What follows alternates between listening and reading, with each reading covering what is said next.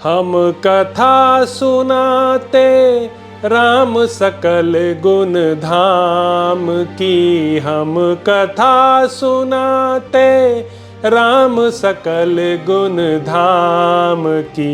ये रामायण है पुण्य कथा श्री राम की। ये रामायण है पुण्य कथा श्री राम की। जम्बूदीपे भरत खंडे आर्यावर्ते भारतवर्षे एक नगरी है विख्यात अयोध्या नाम की। यह जन्म भूमि है परम पूज्य श्री राम की। यह जन्म भूमि है परम पूज्य श्री राम की। यह रामायण है पुण्य कथा श्री राम की। यह रामायण है पुण्य कथा श्री राम की। श्रीमद् वाल्मीकि रामायण भारत का स्वर्णिम महाकाव्य। 70वां सर्ग। श्री राम और लक्ष्मण का परस्पर विचार करके कबंध की दोनों भुजाओं को काट डालना तथा कबंध के द्वारा उनका स्वागत। अपने बाहुपाश से घिरकर वहां खड़े हुए उन दोनों भाई श्रीराम और लक्ष्मण की ओर देखकर कबंध ने कहा, क्षत्रिय शिरोमणि राजकुमारों, मुझे भूख से पीड़ित देखकर भी खड़े क्यों हो? मेरे मुंह में चले आओ, क्योंकि देव ने मेरे भोजन के लिए ही तुम्हें यहाँ भेजा है। इसीलिए तुम दोनों की बुद्धि मारी गई है। यह सुनकर पीड़ित हुए लक्ष्मण ने उस समय पराक्रम का ही निश्चय करके यह समयोचित एवं हितकर बात कही, भैया, यह नीच राक्षस मुझको और आपको तुरंत मुंह में ले ले, इसके पहले ही हम लोग अपनी तलवारों से इसकी बड़ी बड़ी बाहें शीघ्र ही काट डालें। यह महाकाय राक्षस बड़ा भीषण है। इसकी भुजाओं में ही इसका सारा बल और पराक्रम निहित है। यह समस्त संसार को सर्वथा पराजित सा करके अब हम लोगों को भी यहाँ मार डालना चाहता है। राजन, रघुनंदन, यज्ञ में लाए गए पशुओं के समान निश्चिष्ट प्राणियों का वध राजा के लिए निंदित बताया गया है। इसलिए हमें इसके प्राण नहीं लेने चाहिए, केवल भुजाओं का ही उच्छेद कर देना चाहिए। उन दोनों की यह बातचीत सुनकर उस राक्षस को बड़ा क्रोध हुआ और वह अपना भयंकर मुख फैलाकर उन्हें खा जाने को उद्यत हो गया। इतने में ही देशकाल अवसर का ज्ञान रखने वाले उन दोनों रघुवंशी राजकुमारों ने अत्यंत हर्ष में भरकर तलवारों से ही उसकी दोनों भुजाएं कंधों से काट गिराया। भगवान श्रीराम उसके दाहिने भाग में खड़े थे। उन्होंने अपनी तलवार से उसकी दाहिनी बाह बिना किसी रुकावट के वेगपूर्वक काट डाली तथा वाम भाग में खड़े वीर लक्ष्मण ने उसकी याय भुजा को तलवार से उड़ा दिया। भुजाएं कट जाने पर वह महाबाहु राक्षस मेघ के समान गंभीर गर्जना करके पृथ्वी, आकाश तथा दिशाओं को गुंजाता हुआ धरती पर गिर पड़ा। अपनी भुजाओं को कटी हुई देख खून से लथपथ हुए उस दानव ने दौन वाणी में पूछा, वीरो, तुम दोनों कौन हो? कबंध के इस प्रकार पूछने पर शुभ लक्षणों वाले महाबली लक्ष्मण ने उसे श्रीरामचंद्र जी का परिचय देना आरंभ किया। ये इक्ष्वाकुवंशी महाराज दशरथ के पुत्र हैं और लोगों में श्रीराम नाम से विख्यात हैं। मुझे इन्हीं का छोटा भाई समझो।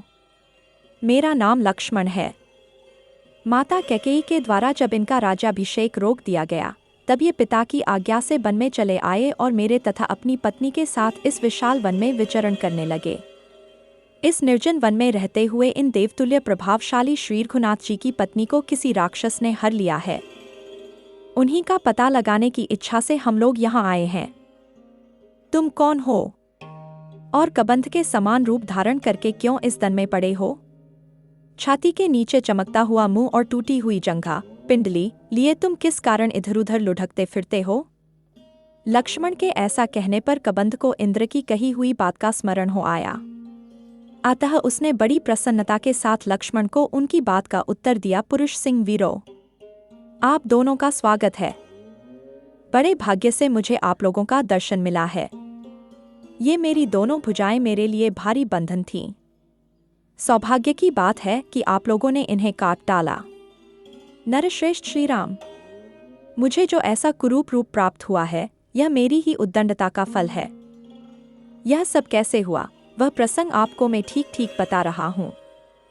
आप मुझसे सुने 71वां सर्ग। कबंध की आत्मकथा। अपने शरीर का दाह हो जाने पर उसका श्रीराम को सीता के अन्वेषण में सहायता देने का आश्वासन। महाबाहु श्रीराम पूर्वकाल में मेरा रूप महान बल पराक्रम से संपन्न, अचिंत्य तथा तीनों लोकों में विख्यात था। सूर्य, चंद्रमा और इंद्र का शरीर जैसा तेजस्वी है, वैसा ही मेरा भी था। ऐसा होने पर भी मैं लोगों को भयभीत करने वाले इस अत्यंत भयंकर राक्षस रूप को धारण करके इधर उधर घूमता और वन में रहने वाले ऋषियों को डराया करता था। अपने इस बर्ताव से एक दिन मैंने स्थूलशिरा नामक महर्षि को कुपित कर दिया। वे नाना प्रकार के जंगली फलमूल आदि का संचय कर रहे थे। उसी समय मैंने उन्हें इस राक्षस रूप से डरा दिया। मुझे ऐसे विकट रूप में देखकर उन्होंने घोर शाप देते हुए कहा, दुरात्मन, आज से सदा के लिए तुम्हारा यही क्रूर और निंदित रूप रह जाए। यह सुनकर मैंने उन कुपित महर्षि से प्रार्थना की, भगवान, इस अभिशाप तिरस्कार जनित शाप का अंत होना चाहिए। तब उन्होंने इस प्रकार कहा, जय श्री राम और लक्ष्मण, तुम्हारी दोनों भुजाएं काटकर तुम्हें निर्जन वन में जलाएंगे, तब तुम पुनः अपने उसी परम उत्तम, सुंदर और शोभा संपन्न रूप को प्राप्त कर लोगे। लक्ष्मण, इस प्रकार तुम मुझे एक दुराचारी दानव समझो। मेरा जो यह ऐसा रूप है, यह सम्रांगण में इंद्र के क्रोध से प्राप्त हुआ है।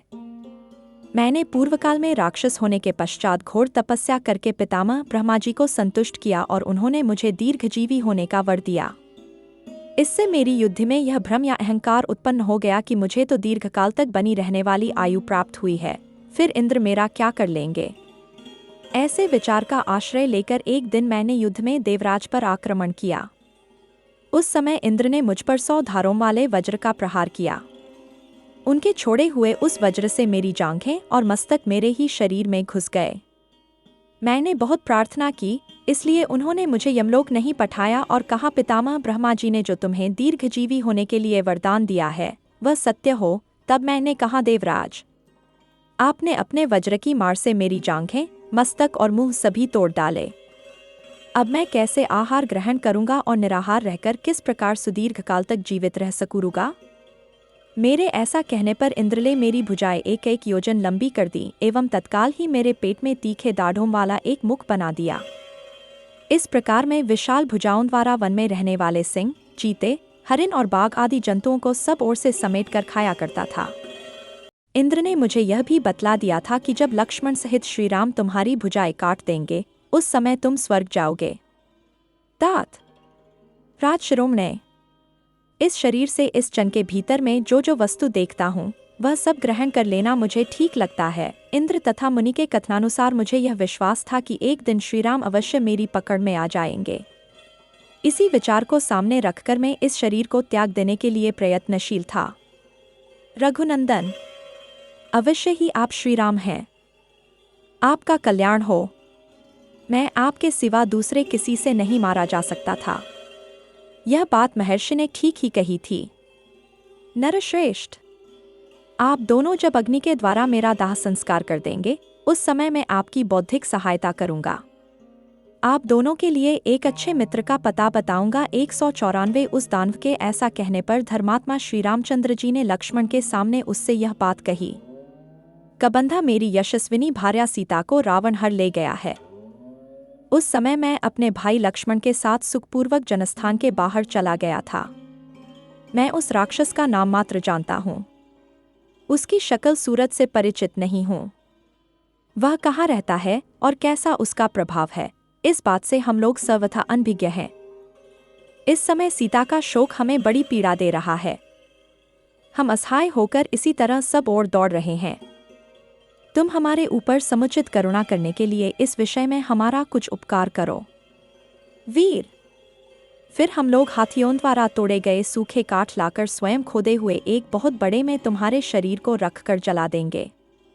अतः अब तुम हमें सीता का पता बताओ।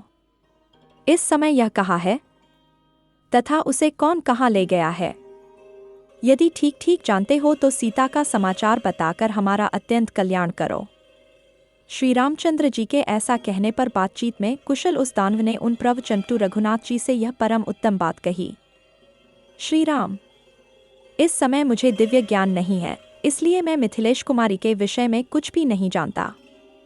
जब मेरे इस शरीर का दाह हो जाएगा, तब मैं अपने पूर्व स्वरूप को प्राप्त होकर किसी ऐसे व्यक्ति का पता बता सकूंगा जो सीता के विषय में आपको कुछ बताएगा तथा जो उस उत्कृष्ट राक्षस को भी जानता होगा। ऐसे पुरुष का आपको परिचय दूंगा। प्रभु, जब तक मेरे इस शरीर का दाह नहीं होगा तब तक मुझ में यह जानने की शक्ति नहीं आ सकती कि वह महापराक्रमी राक्षस कौन है जिसने आपकी सीता का अपहरण किया है। रघुनंदन, शापदोष के कारण मेरा महान विज्ञान नष्ट हो गया है। अपनी ही करतूत से मुझे यह लोक निंदित रूप प्राप्त हुआ है। किंतु श्री राम, जब तक सूर्यदेव अपने वाहनों के थक जाने पर अस्त नहीं हो जाते, तभी तक मुझे गमें डालकर शास्त्रीय विधि के अनुसार मेरा दाह संस्कार कर दीजिए। महावीर रघुनंदन, आपके द्वारा विधिपूर्वक गड्ढे में मेरे शरीर का दाह हो जाने पर मैं ऐसे महापुरुष का परिचय दूंगा जो उस राक्षस को जानते हों। शीघ्र पराक्रम प्रकट करने वाले धीर रघुनाथ जी, न्यायोचित आचार वाले उन महापुरुष के साथ आपको मित्रता कर लेनी चाहिए। वे आपकी सहायता करेंगे। रघुनंदन, उनके लिए तीनों लोकों में कुछ भी अज्ञात नहीं है, क्योंकि किसी कारणवश वे पहले समस्त लोकों में चक्कर लगा चुके हैं। इस प्रकार श्री वाल्मीकि निर्मित आश्रामायण आदि काव्य के अरण्यकांड में 71वां सर्ग पूरा हुआ। हम कथा सुनाते राम सकल गुण धाम की, हम कथा सुनाते राम सकल गुण धाम की।